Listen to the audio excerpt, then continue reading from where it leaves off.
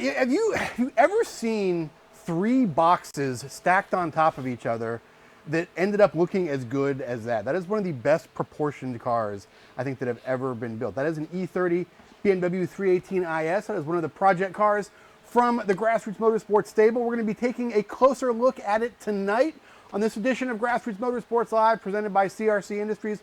Welcome back again, everybody. I'm JG Pasterjack. We got a great show tonight. We're going to be talking all about this E30, all about E30s in general. Telling you a little bit about how we found this car, what we've done to it, and if you want, the clock is ticking on E30s here a little bit, I think, on that entire generation of BMWs. They are no longer the prolific used cars they once were. People are starting to figure out that that was a very, very cool era of vehicles, and prices are starting to go back up. And if you're shopping for one, I want to give you some ammunition to take into that transaction. So before we get started, let me ask you a couple of favors and give you a couple pieces of information. First off, I want you to give a little shout out to the folks that make this show possible. The folks right down here in the corner I'm talking about, of course, our friends from CRC Industries, on the web at crcindustries.com, or at pretty much any giant box where you buy stuff like Walmart or Harbor Freight or Lowe's or Home Depot or any major auto parts store.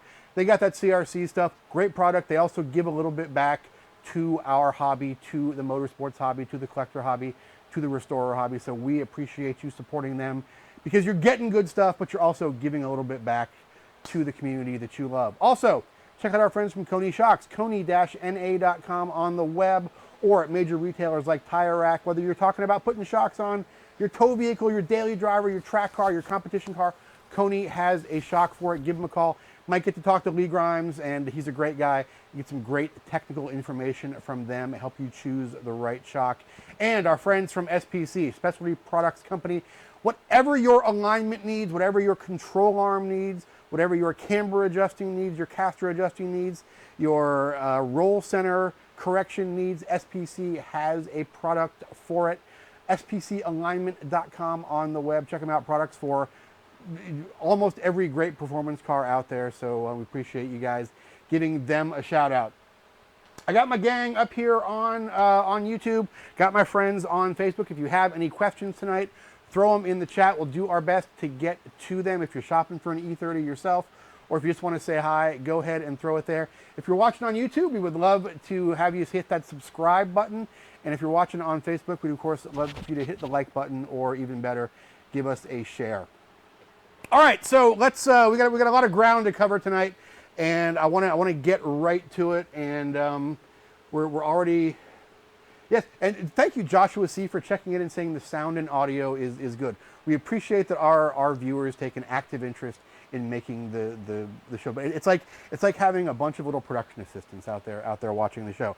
So let's get my boss, my guy, our friend Tim Sutter over here. Welcome once again. Thanks. Fun seeing you around the palatial KGRM studios. So we have the picture. We'll throw up the picture in a second of when you originally found this car. And this was at Al Taylor's compound.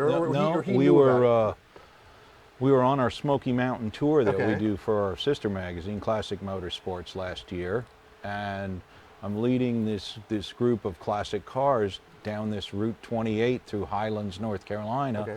And I look over in this towing yard and I see this thing, and I'm like, oh. Let me bring the photo up here and show everybody what this thing looked like. So I was like, oh, that's an old E30. So I need to kind of marked where it was, and I snuck back there that night. So and I looked it over and I said, darn, this thing's in pretty savable shape. It wasn't rusty. It was not what I would call pretty, though, when we found it. You know, I've done this a long time, so I've learned to kind of see through the muck. Yeah. And there was plenty of muck to see through. So we ended up picking it up. It's a slick top, which means it has no sunroof, which is pretty rare, and in geeky world, it's kind of desirable. And we picked it up for $450. So were you? I mean, you're always looking for something, but the shark is always hunting. Right, and you've had a couple E30s. You know what? We've done E30. I've done a couple of E30 M3s. Tom works with us. My son did a 325 IS. Yes, Tom that works with us is also your son. Yes. Yeah, but And then I did another one of these Yeah. 10, 15 years ago. And I keep getting them, and then something else comes up. You know, Yeah. I replaced one with an E36 M3, and so I finally said, you know what? I need to get one of these things and keep one, because these are going up quickly. These are not $450 cars. Right, but and you've had two E30 M3s. Yeah. And you like, as long as I've known you, you've always done really well on the back end of cars. But those are maybe the only two cars that, and you did great on both of those. But 6 months later, they had accelerated even more. Yes. So they've gotten yeah. out. They're beyond. I mean, I couldn't Yeah. afford to buy one anymore. I mean, that's Shelby Mustang money now for an E30 M3. And you know what? You could argue that is the Shelby Mustang of the '80s. So.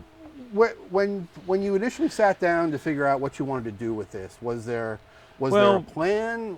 You know, the plan comes to you. You know, I saw it. I did a cursory inspection, and I said, you know what? It's dinged up. It doesn't seem to have any real rust, and the guy sold it with an engine problem. Now, normally an engine problem is a fuel pump or, you know, a head gasket or something. It's not usually something major. So I was like, for that kind of money, we'll drag it home. I talked to some guys about making a spec E30 out of it. And Chris Cabetto, who runs the Mid-Atlantic region for NASA, said, you know what, Tim, you could start with a 4-cylinder car, but you got to convert to a 6. Every single piece has to be from a 6-cylinder. So that really wasn't viable. Plus, we've done that story already. And you also have a car that, like you said, like, this was a 1 year only. This was not 91 only. Yeah. What did we figure out the production numbers? It was like 21,000. Well, I think worldwide it was 41,000. I think some in this country, you know, I'll get letters of hate for that. I think it was somewhere around 15 to 17,000 in this country. So BMW was getting their clock cleaned by like Volkswagen with the GTI, and BMW said, oh, we need a hot hatch. So, you know, when their normal 6-cylinder E30s and M3s and stuff were like in the 30 or 27.8 to 35,000 range. They brought this car in at just over 20,000 in '91 to try to combat the GTIs and the like. You know, the hot hatches of the day. It was their hot hatch fight. Right. And so it's stripped down. It did not have leather interior. This one does not have cruise. I don't even think you could get cruise control as an option. So I think you're right. Yeah. They're stripped down. They're very light as I don't want to give that away. So we're actually going to throw this car on the Intercomp scales later. We're going to do a little segment we like to call What's It Weigh, presented by Intercomp, where you can guess the weight of heavy objects for fabulous prizes. Or not very heavy objects. We were all shocked. No, I wasn't. But then you started pulling CDs out, right? So second half of the show, no guesses yet. We'll take the guesses in the second half of the show once we get it up in the air and take a look.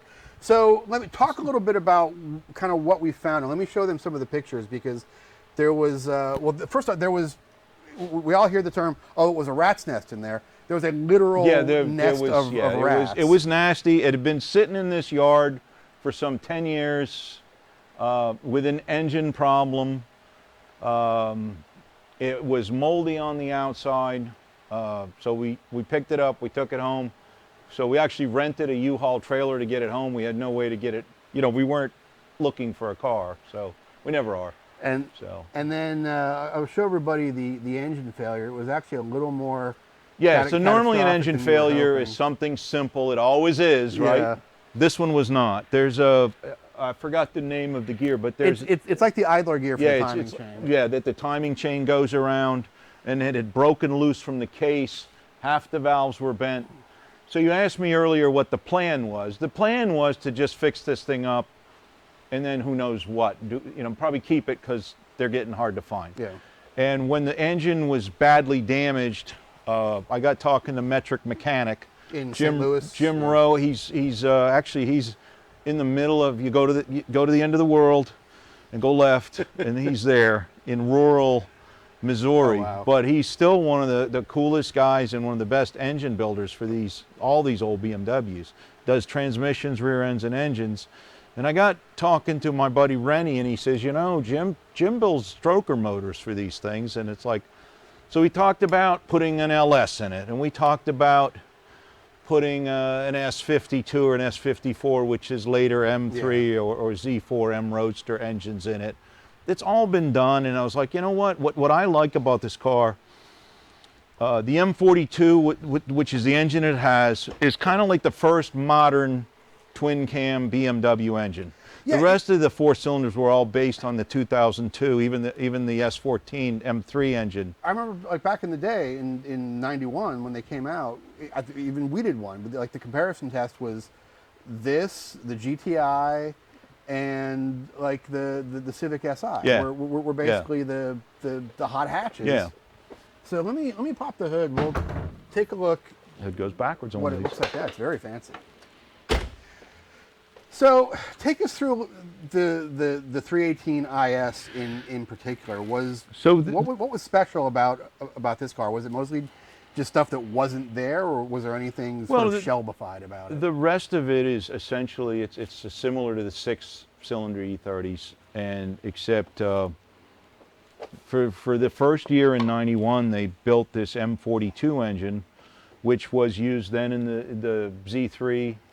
Was used in the E36 chassis cars. It was their modern small motor, and this was their first twin cam, wasn't it? I believe so. Yeah, I'm not the world's greatest expert, but it's considered the first modern era BMW motor, and so it's a 1.8 liter. They then went to 1.9 in the Z3s. Right. I think it's 134 horsepower. In reality, we have dyno sheets from a stock one of these. They're 95 horsepower at the wheels. So real cool, smooth. A lot of these older BMWs have a bad vibration at 4,000 RPM. This engine does not. It's smooth. The red line, I believe, is, what's the red line? 6,500. But with a chip, this one's got about a 7,200 RPM red line. So it's kind of a neat, although slightly underpowered, especially by modern standards. I mean, when this car was new, it did 0 to 60 in about 9 seconds. Yeah. So with a broken motor, I really wanted to keep the original block and head, because as these get valuable, that starts to matter.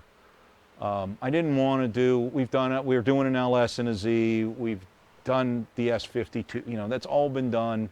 I was like, you know what, it'd be cool. And this is significant enough where it's almost worth saving. Well,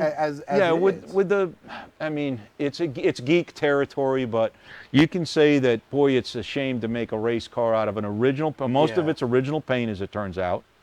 We did get a paintless dent guy and got the dents out, but other than the rear quarter, the paint's pretty much original on it. It's a cloth interior. I think probably less than 10% of these had cloth interior, which is kind of cool and light and comfortable. There's it's a slick top. So it's no sunroof. So I was like, God, it's kind of a shame. In the world of 289 Cobras and Ferrari GTOs, it's not rare and valuable.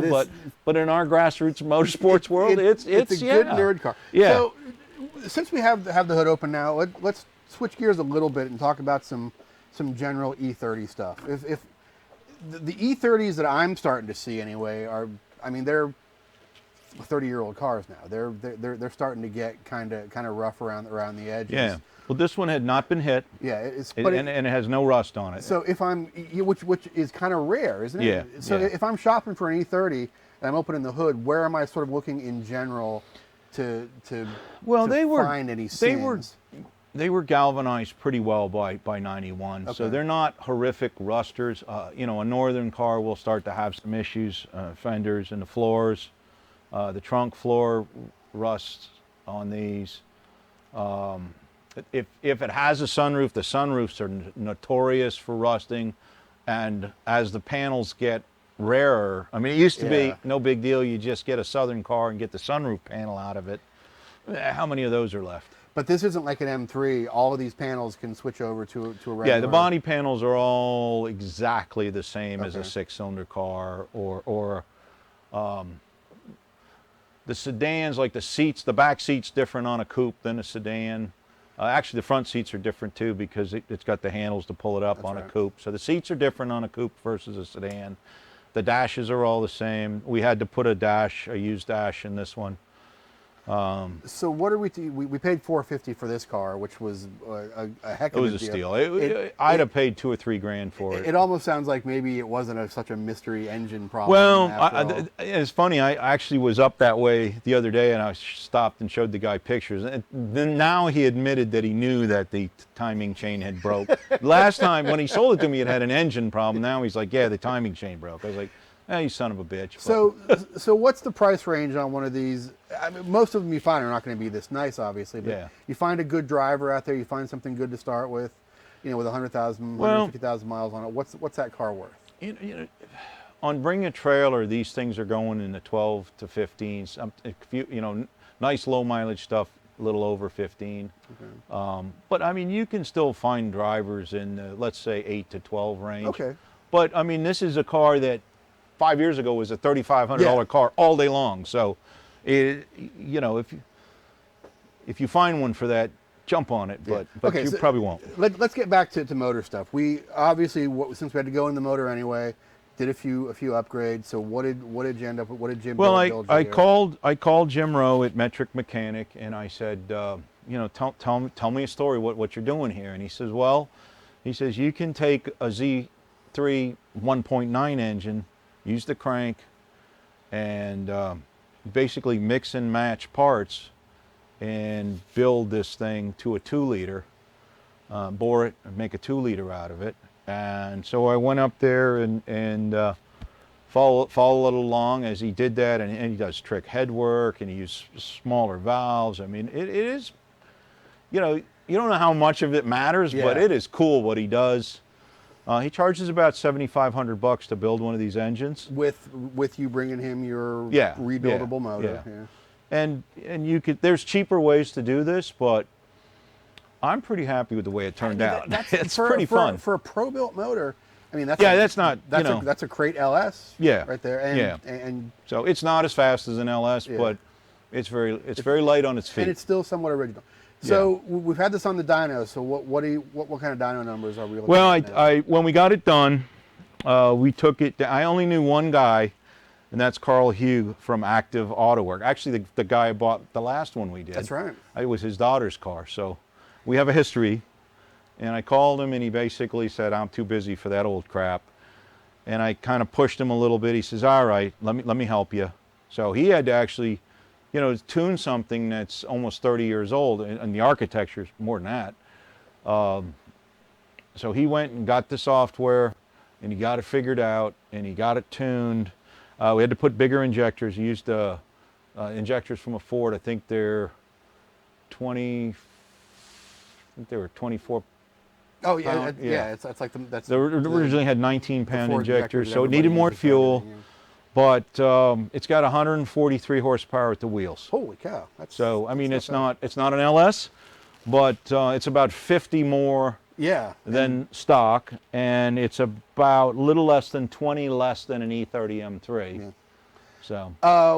Got a good question from Facebook. Warren wants to know about. Dean. Don't make me look stupid. No. Wants to know about air. This was right during the era when airbags were starting to come into use. Is this 90, an airbag I car? believe, is when BMW started airbag. This is a 91, so this is an airbag car. So were there any challenges there trying to make sure all your sensors were working right? No, it was okay. Now, the light's not on, and it's all there, and it was there. Let's ram it into something and see what happens. Yeah, I'll leave that up to you. Didn't this car get locked at one point or something? Wasn't there something weird with that? Like you had to break into it at one point, or was that another BMW? I'm thinking of? I think that was another nightmare. Well, that's the thing with BMWs is their key. Chris, didn't you guys have to break into a BMW recently? Who am I thinking of? Somebody had to saw the door. Oh, Ed's BMW. Oh, okay. Yeah, no, this one has not done that to me yet. Okay. But I mean, the window switches were broken, the door lock mechanisms all had to be. So, this thing had a lot of deferred maintenance. Before it had a catastrophic failure. But it sounds like what you're saying is it was mostly parts replacement and not a lot of detective work and troubleshooting. Well, there was some troubleshooting, but the body was pretty straightforward. Like I said, we got a paintless dent guy, we buffed the hell out of it, and this is what we ended up with. We got a question on YouTube over here. Oh, that's actually Robert wants to know: was the sunroof a factory option or was it an ASC? No, it was a factory option Okay. in '91. And So, it's something that and the probably BMW most was of doing? them would have had it. Okay. So So take us inside now. Let me grab the light here because you guys did a really nice job cleaning the inside up. How bad was the dash? I don't really. the dash had I remember the 50, dash being filthy, 50 but I don't cracks really in it. remember. It was terrible. So it did not have the right seats in it. The back seat's original, but it did not have the right seat. Any IS 6-cylinder M3 or any of the performance models would have had sport seats as opposed to the comfort seats. And a coupe would have the handles here to get into the back. So this car, I tracked down the serial number, and this is anthracite cloth interior. Again, it's kind of geeky. I could have quickly and easily put black or tan vinyl seats, Yeah. which most of them came with. Which would have been E30 appropriate, but not Right, this but car. but I was like, you know what? This cloth is living in Florida. Yeah. This is so nice on your when you're wearing short pants. Yeah. It's so nice and it's comfortable, and I think it looks cool. And I was like, you know what? I found the cloth, the material from a place called Global Upholstery. They had the exact cloth for the center part with this diagonal stripe, and then I found something very similar locally for the bolsters, and had a local upholstery shop. Colby Upholstery did a gorgeous job. It wasn't the cheapest and easiest way to do it, but I think it. So were these the worth original it. seats that were recovered? They are no, the original. They are correct original seats for this car. Okay. But when I bought this car, it had sedan comfort seats in it, which was wrong. So what did that end up costing? I spent about $1,500 to get the seats done. And and what'd you pay for the used seats? I think it was $200. That's- Al Taylor is pretty. Yeah. He's awesome. He's generous, and he has knowledge and parts, and he's reasonable. That's not horrible though to restore a 30-year-old. No, seat. I was okay with it. I felt that it should be done right. I thought the car was good enough and cool enough that I owed it to do it right. The door panels are original, so this is the fabric that would have been in the carpet's original. Headliner's original. The only thing we did is replace the seats and a dash and clean the ever-loving hell out of it. And you didn't replace any. I'm looking at it now, and I've seen the car several times during the process, and it's always been dirty or crusty or something. But I never realized how little rust there was on the thing. Did you guys replace any metal at all? No, we touched up one spot on the back of the car there at the quarter, the size of a dime. Wow. Yeah. No, the only thing we painted the mirrors. The front spoiler was missing completely, and we painted the back spoiler because it had cracks on it. So how rare is that to find an E30 this non-rusty anymore? Well, it's easier in the South where we were in. The car's an Alabama car. I looked at the Carfax. It's an Alabama car that somehow drifted over to, I think, Atlanta and then North Carolina. So it stayed in the Mid-South its whole life, which is, other than California, which is actually harder on interiors, is one of the best places to find to get a car. So how much of this stuff, if I'm out there restoring a 318 IS, how much of this stuff is still available out there? Is anything still available new, or do you have mechanical parts? FCP Euro was our primary partner on the mechanical parts, and basically everything in this car, from the radiator to the tailpipe mechanically, is new. When we pulled the subframes down, completely redid every mechanical part on the car, and everything was available. So, all the brake parts, the wheel sensors, the drive shaft stuff, everything was available. So, how many miles on the chassis? The car had about 100. The odometers break on all of these, and the odometer was broken at 155,000. Now, whether that is, whether it has 157,000 or 289,000, I have no idea. So how much of the trim? We just cleaned it. It's didn't paint any of the trim. That and this was all Tim doing that, or was that Tim, you guys? that was me, yeah. Okay. Well, you Tim, not yeah. That's what shocks me so much about this is just considering it was sitting in a wet field. Yeah. How clean. Well, these were durable. Yeah. They were durable cars, and again, the Mid-South where it was is not a terrible place to find a car. So what do you think you have in this now? Well, if you just If you had to duplicate this if car. you just repaired the motor and restored it, you'd have, I'd say, 10 or 15,000 in it. Wow.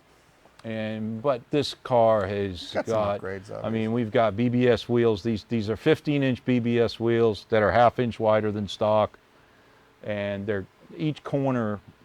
They went from 14 to 15 and ½ inch wider, and they're still 2 pounds lighter per corner. Nice. These cool little I always like these little BBS wheels. And we'll take a look underneath it here. Yeah, in the second half. Yeah, it's got ground control, camber plates. It's got Coney shocks, of course, because they're our partner. Yes. And iBox springs and bars, and it's got PowerFlex, all adjustable bushings. So yeah, this thing is actually pretty trick underneath. So it but I sounds- wanted to leave it kind of stock looking. It sounds like what you're telling me is you could restore one. You could restore do a rolling restoration on one for about 10 to 15. Yeah, I mean, it depends. And the car's going to be worth about 10 to Yeah, 15, which is and then pretty there's good probably, math. there's probably close to another 10 grand in modification, Right. the motor and the suspension and stuff. So what's this worth in 5 years, you think? Arrow going up? I'm not. Arrow going down? Yeah, this stuff's all going up, and part of this is where are people at with these cars? And you got people that love these, myself included, Yeah. that loved these cars when they couldn't afford them. Everybody loved these cars in the '80s, and you couldn't afford one. It was a factory hot rod. Yeah, and in the 6-cylinder versions, Yeah. the M3 versions, all these E30s, people loved them, and now it's like, oh. Yeah, that's what I want. I like them. You look at all these '80s iconic movies, and you see these cars in all these iconic '80s movies. Yeah. This was the yuppie mobile of the '80s. Yeah, and a D-Stock national champion. Yeah. A couple of years. Well, Bob Tennell won a championship in one of these, didn't he? Yeah. Well, Strumix won in a 4-door version, I think. Okay. Yeah. I'm sure somebody Yeah. on the chat knows. All right, so let's do this. I'm going to let you guys get it put up in the air. I'm going to do a couple. Oh, he's over here now. I'm going to do a couple quick commercials. I'll let you guys get it put up on the lift. We'll take a look underneath it in the second half, and we'll drop it down on the scales towards the end of the All show. Let everybody guess what it weighs. We will go through some of our questions up here. Lucius wants to know, can we hear what it sounds like? Yeah, we will fire it up towards the end of the show. John, yeah, we talked about the wheels, John. And okay, cool. So it looks like we are caught up on questions. Yeah, Jerry says can't buy a new car that size and weight anymore. When we put this thing on the scales, I think everybody's going to be a little bit shocked what it actually weighs. I was. Yes. I looked at it this way. Yeah. So if BMW brought this car out exactly like it is for the price they sold it new, which is about what I have in it, $22,000. Yeah. You might buy one. Yeah. So I mean, this kind of thing doesn't exist anymore. And has there ever been a better proportion car? I love them. They're simple. They're classic. I've always loved them. So, all right, get the arms under it. Let me tell these folks a couple things. First thing, folks, I want to tell you, next week, the plan for next week is it's going to be a Tuesday night show. We're going to be at the SCCA time trial at Palm Beach International Raceway, and probably going to be sometime around 7:30ish. We're just going to do a live stream for an hour from Palm Beach International Raceway. Should be It's probably pretty going to be a obvious Facebook-only show jacking next point week. under it. We might do some YouTube stuff, but we're trying Not on to the do a body. live stream from Palm Beach International Raceway, which is going to include a look at what's going on at the time trial, and then some in-car stuff. We're just going to hang out with you at the time trial for an So hour. the jacking That's point's the right on the plan. rocker Once here. we get there, see maybe it? things are going to be Right a where little those bit two different with the bolts signal, are. but that's the plan. Now, if you want to know what the plan is every week for the show, you can text Right on the GRM outside Live, rocker. GRM-LIVE, Yeah. to See where the bolts are right there? Further 31996, forward. and you will get a text update every week about what's going on in the show, who the guests are, right out at the what's happened, any schedule changes, like our schedule change next week. So that's our plan for next week. Hopefully that plan works out. We'll have the Corvette at Palm Beach International Raceway doing a time trial, and we'll take you along with us. Folks, I want to tell you a little bit while we're getting this thing lined up on the lift here, and we'll get the scales under it for the second half of the show. tell you a little bit about the folks that make this show possible, talking about our friends from CRC Industries.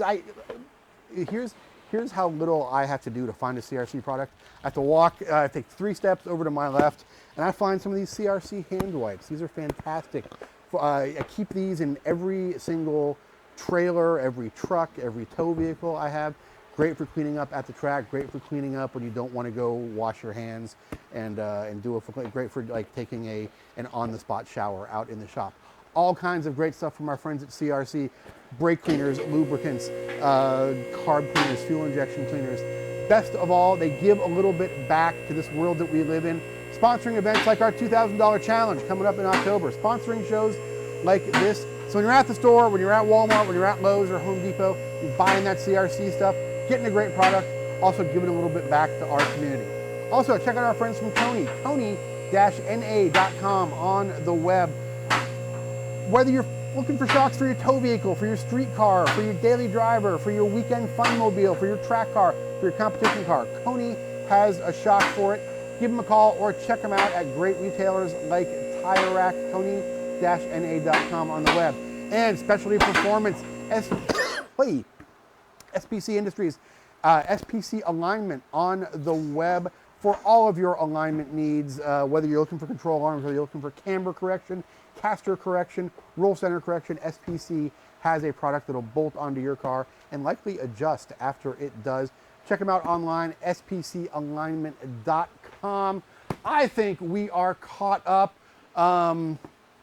Let's do this before we go on to the second half. I've got some video from VIR behind the wheel of this thing. So one of the stated goals of this car was to try and run down an E30 M3. Every story's got to have every story's got to have a hook, and the answer is we came closer than I expected. I mean that's still well. The plan was, could we build this to beat a stock M3 at a racetrack? Right.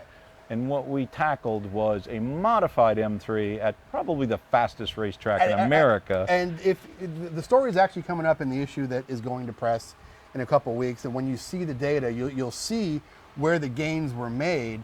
But through the corners, this thing was really, really impressive. And I'll throw the video up here. This is behind the wheel. This is actually James Clay driving the car at VIR. James Clay is a factory, or not factory, but an IMSA driver for the Bimmer World team. He's the owner at Bimmer World, so he knows a little bit about driving BMWs at VIR. That's his home track.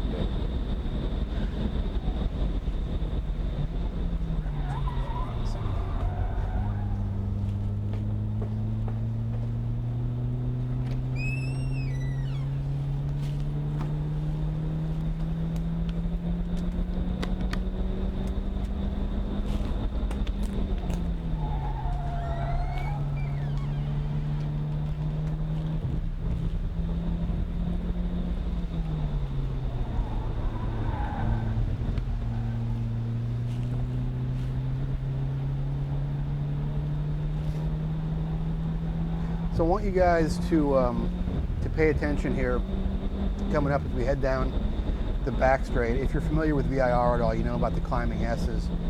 And it's kind of a risk-reward balance for most anything, but if you watch the speed of this thing as James goes through the S's, he never backs off the gas. The only speed loss going through there is from it scrubbing some speed off as he's flying through those S's. That is really, really impressive. He was going over 100 miles an hour through there. And I just went back there last week and drove the car. Well, we took the car to Carlisle, Import Carlisle show, and then I stopped at VIR for the Hyperfest weekend and ran the car again in the HPD 4. And then drove it back to home. And drove it, yeah. So I would say it's pretty well tested. Yeah, it looks like, even though you guys got some power out of it, when he shifts into fifth, it's definitely hitting a wall of air. It's not a modern 300 horsepower turbo car, but he's not slowing down much to go through the corners. That's the same speed I drove the Civic Si there last weekend, and it's about the same top speed I hit with the new Civic Si, so that's not bad. And the Civic Si is a pretty awesome car.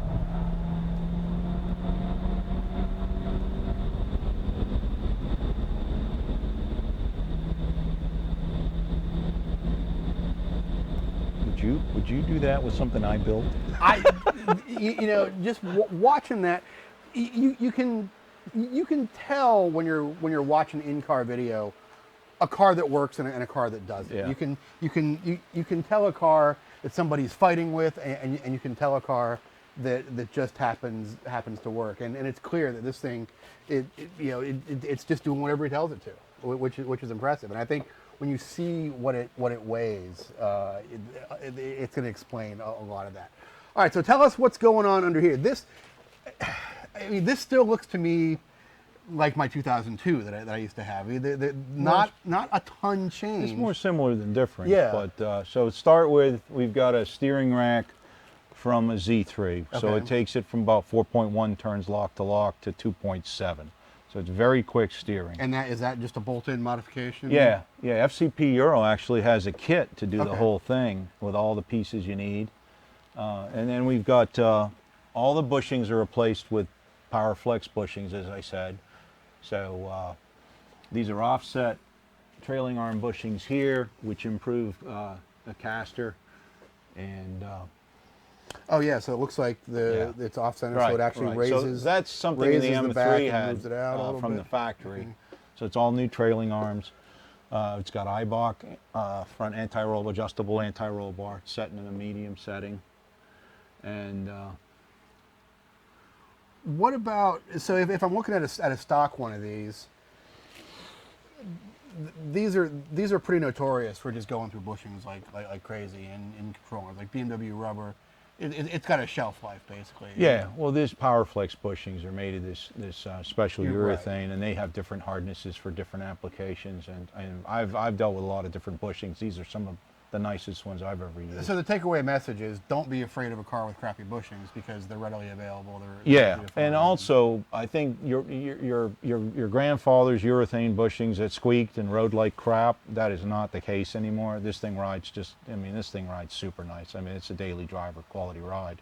Awesome. All right, let's keep moving backwards here. So, transmission-wise, am I wrong in thinking these had like a shorter ratio trans or something? I don't think it's different. I'm not positive. It's a Getrag. I think it's called the 260. Okay. We did not mess with the transmission. We put a shift kit. Bimmer World had a quick shift kit, mostly for Z3 parts that we used.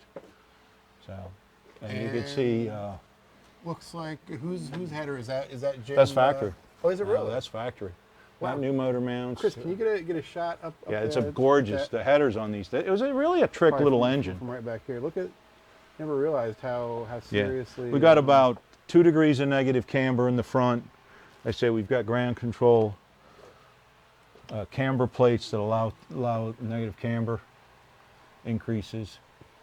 All Gibo and everything's new on it. And so oddly enough, these are the same drive yeah. shaft couplers from C5 Corvette. Oh, really? Yeah, same ones fit. We had some folks. We had some folks that want to hear it start up after we put it. Yeah, we start back on the ground. It's not real loud. Anything, we still have a converter it's a here. Super Sprint exhaust, a catback Super Sprint Okay. exhaust we put on it. Like I said, it's Coney shocks. And it's very adjustable rear control arm bushings. Like I said, we took the whole subframe down. We put a limited slip in it. A limited slip was optional in it. This one did not have one. So Al Taylor had a limited slip. So just a This is factory- called a small case limited slip. It's not like the rest of the E30s. So there's a lot on this car that's like lighter duty, and I think the transmission's a little different from a 6-cylinder car too. And that's one of the reasons it's slightly lighter. Yeah. Okay, so this is you actually you can see the PowerFlex control arm bushings, and they're adjustable, which you can increase the camber. The brakes are stock. We rebuilt the stock brakes. It's got we run Akabono pads on the street, and then we do run Pagid endurance pads at the track, which are, well, the brakes on this thing were better than the M3 because of those pads when we ran it. I love their It's got pads. PowerFlex's diff mount. Any rebuilding necessary in the diff? The diff, yeah, we went all through the diff and increased the shims to, to make it lock up a little bit more. So, yeah, it locks up nice. And again, this thing is so clean in here. Like, did you go through? Just kind of cleaned and just kind of spray painted a little bit. Yeah, and like I said, we had the subframes out. And new gas tank. The gas tank was dented and leaking and shot. Obviously, maintenance items, fuel filter. So again, if subframe bushings are Powerflex. If I'm shopping for one of these, I'm never going to find one this clean. But what should scare me away from an E30? I would say accident damage. Okay. And an engine problem. Yeah. No, accident damage and rust are the two things. So everything else is the dashes are getting pricey. I mean, the regular guy price on a dash is upwards $600-800. Oh, really? But Al took care of us. So the phrase "Al took care of us" should be used. Yeah. Cautiously. Those who know Al understand, and those who don't will never know. So, but yeah, there's no rust in the trunk on this one. And like subframe wise, this is just an E30 subframe. The 6-cylinder, 4-cylinder cars have the same. It's trailing arm. It's a standard. And then the Z3s shared the rear suspension with these cars. People bitch that these E30s don't handle, but to me, it's one of the coolest handling cars ever. Really well balanced car. Well, it's so easy to drive. Think of the architecture from the 2002 Datsun 510. Yeah. Volvo 240s. How many great cars were two-door coupes and this size? Mechanically, you can put pretty much. I added it up. It's somewhere around $4,000 worth of parts to do the entire chassis, to pull the subframes down, all new bushings, half shafts, all new, just stock stuff. It's about $4,000 worth of parts to strip down and make an E30 chassis new. So aside from the diff, is there anything that's 318 IS unique in the chassis? Again, I'm not the world's expert. I believe the brakes are the same size. Are the axles the same since the diff is different? I think they're the same. I'm not sure. So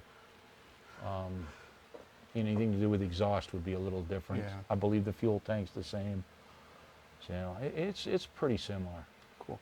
All right, so let's start thinking about getting this thing. I cannot believe how clean it is. Well, it was cleaner before we just drove it 3,000 miles. Yeah, but I mean, even the good cars now, you're starting to get some rocker panel rust on them. This one was a beauty. Nailed it on this one. So we're gonna put it down on the scales here, and gonna let folks guess what it weighs. So we will start. Let's get these turned on and get them into position. So tell us a little bit about what everybody wants to know. How much gas is in it? Is there anything heavy in there? Does it have air conditioning? The spare tire's in it. It has air conditioning that works. It's got 3/4 of a tank of gas.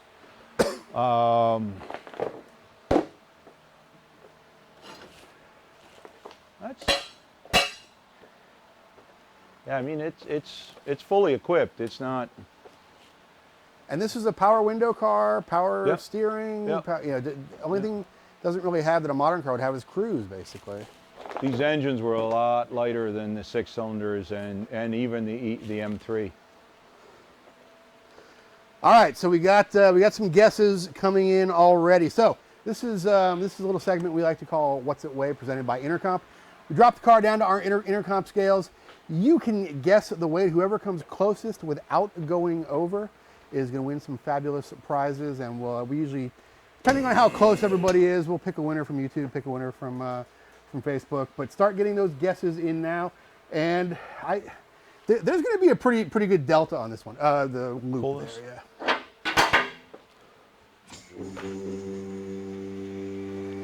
So,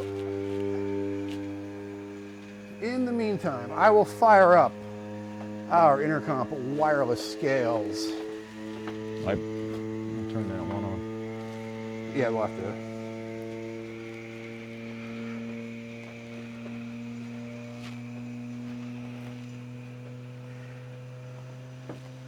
We are using the Intercomp Quickway scales, as we always do for this segment.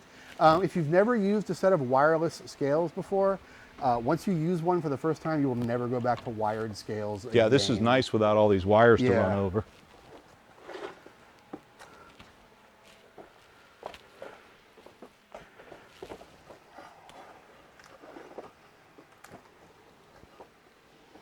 Yeah, I was trying to run it out of gas before I brought it over, but trying to cheat it a little bit.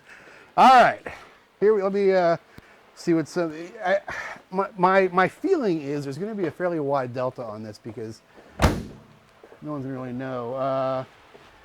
J-Boss 28.89, Michael Burchak 27.50, Calvin 26 and change.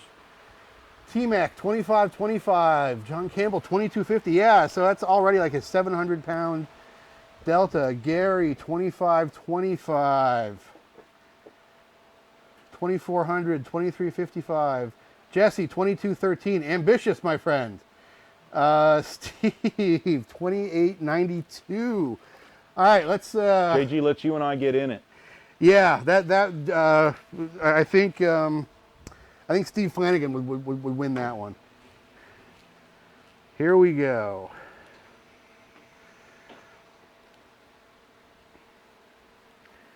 Drop her down onto the Intercomp wireless scales.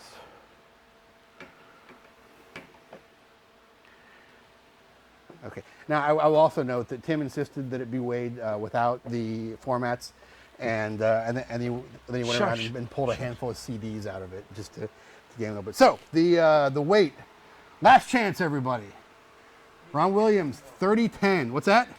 Not a lot of good guesses. The guesses are all over the place. I see one good guess. Or just over. Yeah, the guesses are all over the place. We got a lot of folks that are just a little bit over. Wow, John, 25-30. Okay, here we go. Final weight of the 1991 318 IS, 2,506 pounds, 2506 for a 4-seat sedan. My SW20 MR2, my 91 MR2 weighs like 2,800. My old Tommy's MR2 weighs like 2,400 pounds. Yeah, so 100 pounds heavier than a first-gen MR2, 300 pounds lighter than a second-gen MR2 for a 4-seat sedan. So if you were going to autocross it, you'd run it probably with about a quarter or a third of a tank, and you'd pull the spare tire out. You'd be closer another to 40, 50 pounds out of it. Yeah, you'd be in the 24s. That is really, really impressive. And it still has AC. It still has power windows and a stereo and 4 speakers and everything. That's pretty cool. So we'll figure out who won. Yeah, Brian says he missed by 12 pounds. Yeah, Jerry, 2506. So, but if that was a question, then yes, 2506. That was a guess. It was too late. So, but it's easier to guess after we tell you. Nice try. All right, we got some folks that want to hear this thing run, so we're gonna put it back up in the air a little bit, and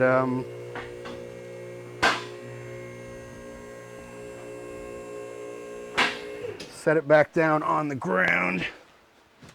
Setting it on the ground? Yeah.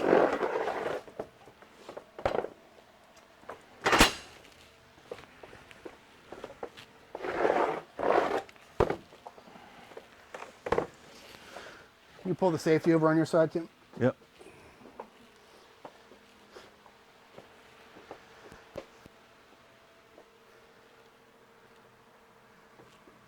Under the arm.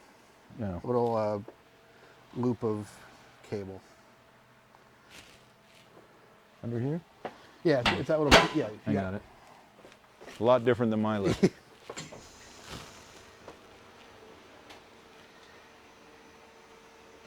Yeah, this is the industrial big rig truck version. Yeah. Can we start it? Oh yeah, let me let's take the arms out and we'll roll it forward a little bit.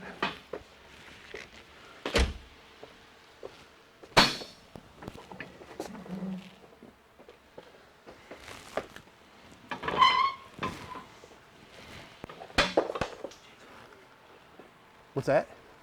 Yeah, who won? Dinesh won, yes. 24/6. So, Dinesh, you're the man. So, yeah, shoot me an email, jg@grassrootsmotorsports.com, and we'll get you hooked up. Our buddy Dinesh Ramasar, one of our top fans on YouTube. I will take my microphone to the back of the car. We'll listen to it a little bit. That is...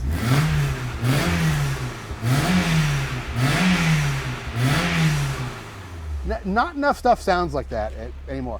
So you drove this thing, it got towed up to Pennsylvania, and then you drove it from Pennsylvania to VIR. And all through the back roads along the Blue Ridge Parkway. What kind of fuel mileage? Gets 30 miles to the gallon. It's freaking awesome. So what's the catch? Like, or what sorting still has to be done on this thing? What do you still need to polish off? I've got to do a little bit more work on the ABS brakes. It Okay. has early ABS brakes, and I think the relays are still not right. We've played with it some, and it fixed it, and then it's, sorting it out. But and I want to improve the tweeters and the front speakers a little bit. It's not important, but other than that, it's pretty rock solid. Yeah, that's not like, it doesn't. If it rains, it doesn't start for 3 days. And, I mean, a lot of times if you start messing with early ECUs and stuff like that, and start tuning them, you get drivability problems. For the first couple of starts, it didn't want to start that well hot, but that's all. It's kind of learned or something. I don't know how much these early, or maybe it's just broken in, but it's got no drivability issues. It starts instantly. No hiccups. It's pretty. That's what's neat about. By the late '80s, early '90s, they had the catalytic converter stuff figured out. They had the ECU stuff figured out. Some of the safety stuff with airbags. So there was a real sweet spot, and that's, I think, why cars from that time period, from the 944 Porsches up through like your MR2, the Supras are getting real popular because they really were great cars, whereas some of the stuff from the 70s and early 80s were less than great cars. The whole twin cam era, when you started to see, Civic SIs with single cam, but the 4-valve era, maybe we'll call it. And it's before the doors got up to here, so you couldn't even put your arm out and stuff. When everybody had some variation of a small, high-revving 4-valve engine. It's a pretty cool time. Pretty cool times, that's awesome. So how long is this one sticking around? I think this one's a keeper. You're going to get it when I'm gone. I've heard both those things before. Yeah.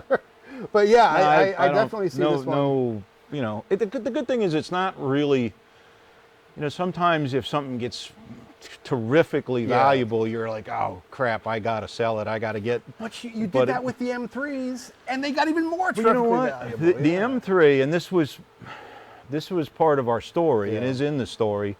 An M3 is a great track car, and it's really cool looking, and I love them. But ask anybody that owns one, they're not the nicest daily driver. They've got less low-end torque. They've got that nasty rough spot at 4,000 RPM. I mean, they're cool cars. They're still one of my favorites. But this thing, it does away with a lot of those issues. Margie says you're keeping it, so I think that. We sold our Z4M Roadster because she likes this better because of the light feel. I've been here 30 years now. I've seen a lot of project cars come through, and I've seen, you tend to be a little more. You will tolerate a lot more than she will. Yeah. When it comes to driving these things every day, as we do, we fall in love with them. It's like, I don't care that. Oh, don't put that window down. You have to take the whole door apart. But this thing seems like, of all of our project cars, this seems like one of the most no excuses project cars. It's not bad. Especially of this era. When you modify the suspension and put a quick steering rack in it, you are going to change the personality of the car. The key is the balancing act. Coney makes a phenomenal. I mean, I use Coneys on just about every project, and every time I put Coneys on something, it rides better and handles better. Making something handle well is not that hard. Balancing it where you have drivability, you have ride quality, and you have handling, that's tough to do. And making it so you walk out every day and you're like, you got the keys in your hand, and you have that decision, like, do I want to drive this or do I want to drive the press car that I parked my Ridgeline for this thing. Yeah, and this seems like one of those cars that you never have to make it. It's easy to get into and out of. Yeah, it's not bad. It's easy to live with. I mean, let's Chris, get another shot of this interior, because this is, look at how much space there is just to live and to exist, except for that door frame. You know, another neat thing about these cars is this car, and you could argue the 2002 started a lot of the trends, but ergonomically, the dash layout, the AC vents, the switches, it is still one of the best cars ever made. And again, the E36 followed a lot, and even the E46, but this car really set a standard for interior ergonomics. And 2,500 pounds. I mean, that's yeah. I was a little shocked when we first put it on there. Somebody asked about the balance, and I'm sorry. We'll throw it back on the scales at some point. We'll get you all those numbers with a more proper. Yeah. So yeah, we need to get out of here. But thank you for tuning in, everybody. Tim, thanks for bringing this by. I've enjoyed seeing this in the parking lot every day. I saw it in progress, but it never really sunk in just how perfect the thing was. And actually, the story, when was the paintless dent repair story? Was that the one that just came out? I don't remember. It took about 3 months to get it up and running. Yeah. And it took another 6 months to sort it polish out. the little rough edges off. Yeah. But which is typical. Go back and check out. I think it's like the current issue that you'll have now has the whole story of how we did the paintless dent repair, and it was fascinating to read while I was putting the story together. But that whole process is pretty amazing. The fact that I wasn't that familiar with it. Yeah, either. The fact that we never had to spray a drop of paint on this thing. Well, I did do the mirrors and the spoilers. Well, I mean, any of the real panels is really impressive. All right, gang, we gotta get out of here. That is it for tonight. Next week, remember, it's gonna be a Tuesday show. That's the plan. We all know plans can change. We'll see how the signal is, but hopefully we'll be taking you along with us and the Corvette to the SCCA time trial at Palm Beach International Raceway for an hour of just hanging out, checking out what the time trial scene's all about, and hopefully for some ride-alongs too. You can find out exactly what's going on and about those schedule changes if you text GRM Live, GRM-LIVE, to 31996. We'll send you all the information every week. No commercial messages, nothing weird, just show updates and relevant info that you need. Let's check out a couple questions before we get out of here. Esteban says, surprised how similar that interior is to the E36 318. Yeah, definitely. You look at the chassis too. BMW DNA did not change much from the. Just got bigger. From the 1600 all the way through the E36, really. And yeah, that is definitely a family. It's a family theme. Even the E46 a little bit. Still another has great car. Yeah, it's still a lot of recognizable stuff. But yeah, it's from like 1966 to 1998 almost. You would recognize the BMW just by touching a surface or looking at the interior. All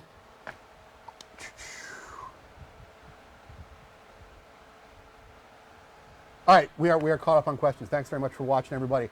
Please give a shout out to the folks at CRC Industries, crcindustries.com on the web or at any major retailer near you. I don't care whether you need brake cleaner or spray lube or carb cleaner or fuel injector cleaner. CRC is going to have it, and by buying that stuff, you're getting a great product. You're also giving a little bit back to this community, supporting shows like this, supporting events like the $2,000 Challenge coming up in October. Registration is open for the Grassroots Motorsports $2,000 Challenge now, even as I speak. Also, check out our friends at Coney, coney-na.com. Coney shocks on this project car right here, on several of our magazine project cars. They can help you out with shocks for whatever you need to put shocks on. Check them out on the web, coney-na.com, or major retailers like Tire Rack and SPC Industries, SPC Alignment on the web. Control arms, camber kits, caster kits, roll center correction, rear lower arms for Hondas and for BRZs and FRSs. If you're building an SSC car, you're going to need a bunch of their parts to be legal in the SCCA's most popular autocross class.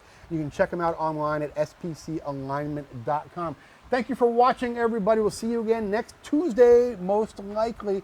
Watch the web, watch Facebook, watch for those text messages for the updates. We'll see you again next week. Thanks, Tim, for coming by. No problem. Thanks to Chris behind the camera. Jordan, the new guy, for coming and helping out tonight. Welcome aboard. David Wallens over on social media. I'm JG Pasterjack. Good night, everybody.